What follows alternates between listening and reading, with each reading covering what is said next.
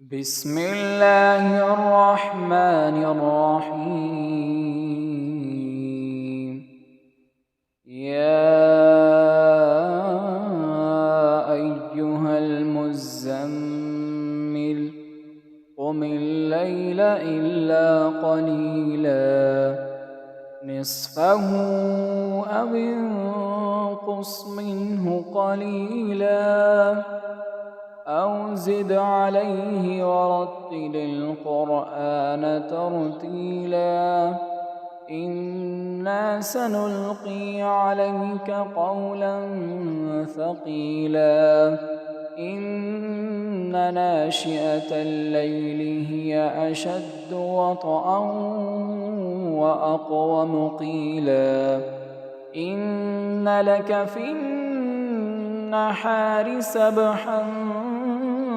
طويلا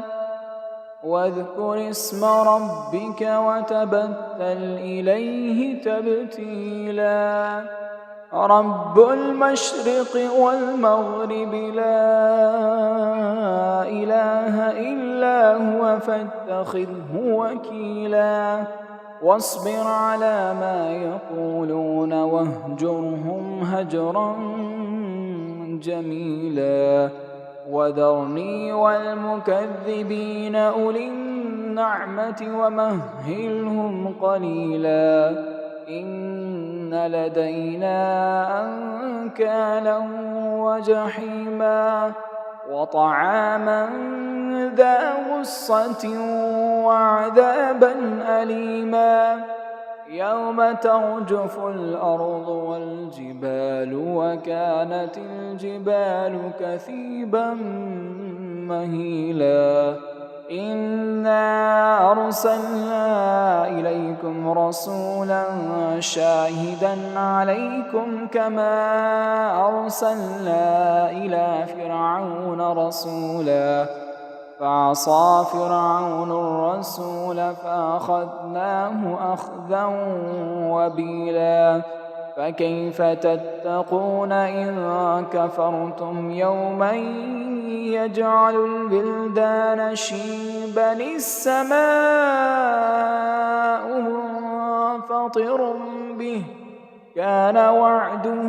مفعولا إن هذه تذكرة فمن شاء اتخذ إلى ربه سبيلا إن ربك يعلم أنك تقوم أدنى من ثلثي الليل ونصفه وثلثه وطائفة من الذين معك والله يقدر الليل والنهار علم أن لن تحصوه فتاب عليكم فاقرؤوا ما تيسر من القرآن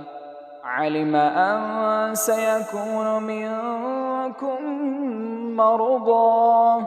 وآخرون يضربون في الأرض يبتغون من فضل الله وآخرون يقاتلون في سبيل الله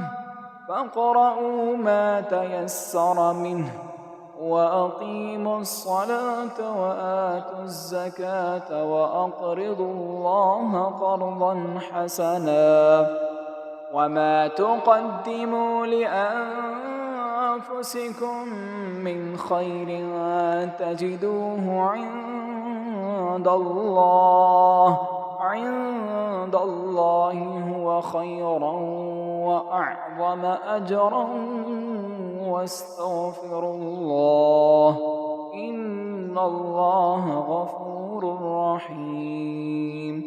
صدق الله العظيم.